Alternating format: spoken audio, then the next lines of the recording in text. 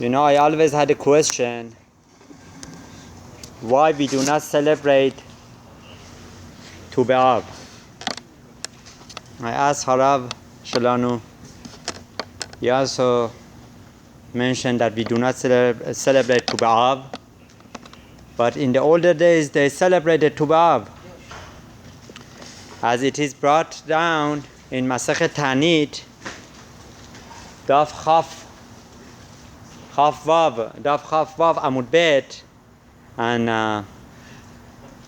the last daf of Masechet Ta'anit, also over there, Lamed Aleph Amud Aleph talks about Tu B'Av, that what good things happen during Tu B'Av. So Harav Avigdor Miller Alav Shalom deals with this question. As we know, Harav Avigdor Miller Alav Shalom, he was one of the Gedolim of our generation, and he was very strong leader.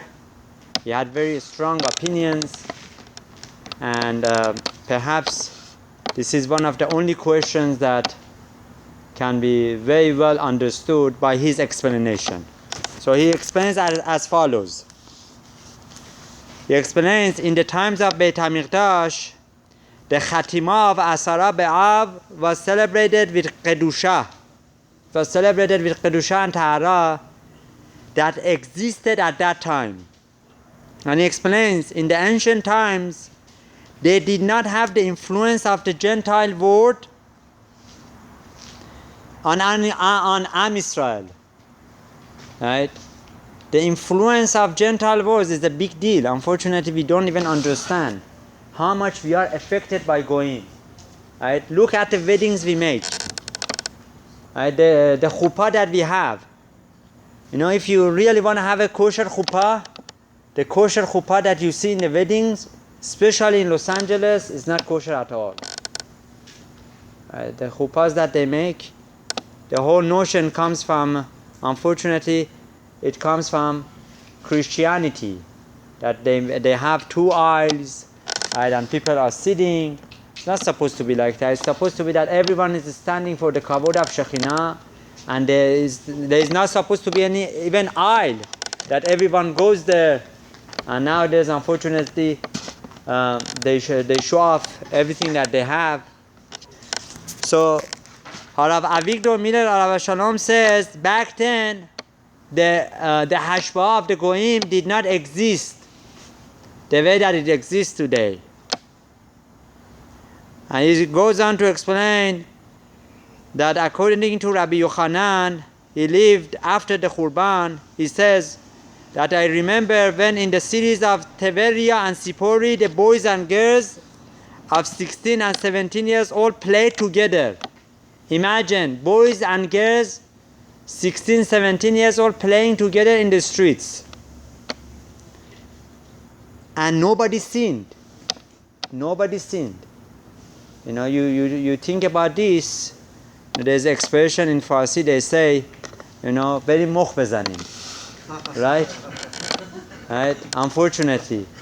They didn't have this in back then. Right?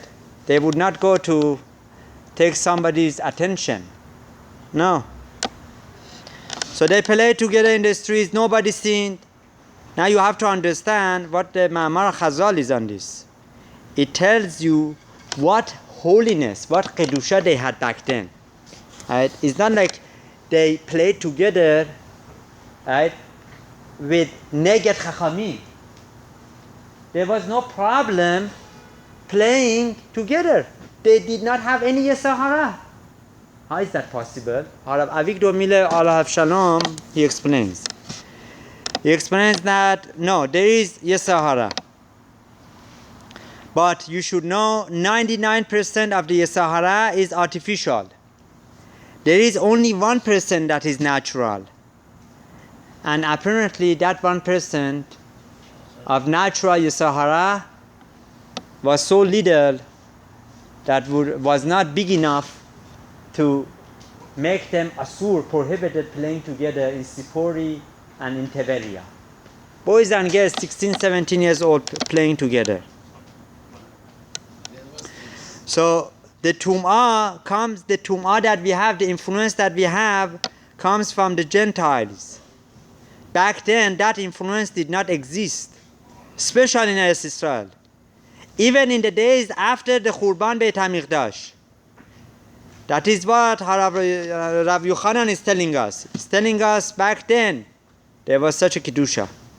And in the days of Beit HaMikdash, it was even better. You know? So much so that Gemara says, on Yom Kippur, while everyone was fasting and making teshuvah, men went out to choose their wives on Yom Kippur. I'm sure they had little time to do that, but they did that. How can you do that on Yom Kippur? Can you think of such a thing today? The answer is that Yom Kippur was Kulo Kadosh. Yom Kippur was Kulo Kadosh. Still, Yom Kippur is the holiest day of the whole year. And they use that momentum to find their soulmate. It was Kulo Kadosh. They purified their hearts. They did teshuvah, so it was perfect time for them to find soulmate. The girls were holding hands, as it says in the Gemara, and they were dancing around in a circle. Little girls in those days got married at the age of 12. Little girls. Obviously they were mature. They could get married back then like that. You know, not going even too far. Our grandmothers, our grandmothers, they got married relatively young. So they didn't wait until they become old, 16, 17. They were married and playing in the streets after marriage. So on Yom Kippur, they looked at the girls the way you look over etrogim. Harav Avigdor Miller Alav Shalom says.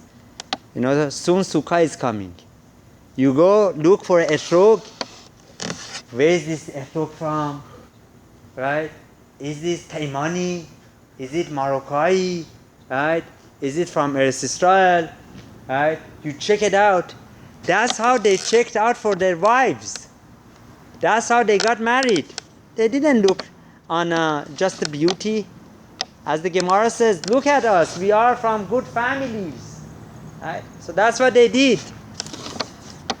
So with that in mind, with that mindset, they could celebrate Tu B'Av. So we do not realize what the Kedusha was back then. Unfortunately, we are living in a Galut. And we have to understand that Be'ezat Hashem, we need Mashiach so much. As the day goes on, every day this influence is not becoming less, it's becoming more. May HaKadosh Baruch Hu help us that we can keep our Kedusha, Be'ezat Hashem, and once again we get Be'ezat Hashem to that level, again with the help of Mashiach Sidchemnu, Bimhera B'Yameinu, Amen.